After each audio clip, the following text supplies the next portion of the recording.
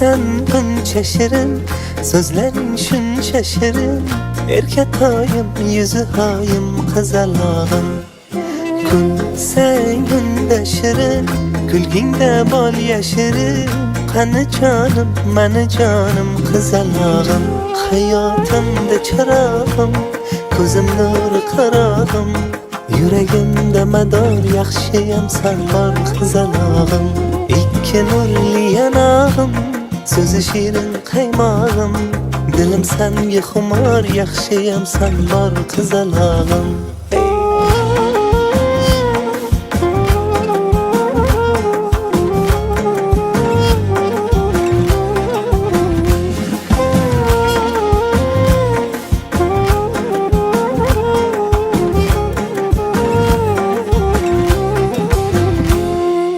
Birga yursang agar, baxtliman kulsang agar.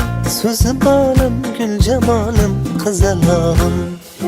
Aytgin tilaging, buncha go'zal ko'ylaging. Qo'zi chog'im, qo'g'irchog'im, ko'zmunchog'im. Hayotimda chirog'im, ko'zim nuri qarog'im. Yuragimda mador, yaxshiyam sen bor, qizalog'im. Ikki nurli yanog'im, so'zi shirin qaymog'im. Dilim senga xumor, yaxshiyam sen bor, qizalog'im. Hayotimda chirog'im, ko'zim nuri qarog'im.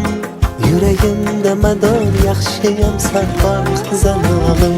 Ikki nurli yanog'im, so'zi shirin qaymog'im. Dilim senga xumor, yaxshiyam sen bor, qizalog'im. Hoy sen buncha shirin, so'zlaring shuncha shirin. Erkatoyim, yuzi hoyim, qizalog'im. Kulsang unda shirin, kulgingda bol yashirin. Qani jonim,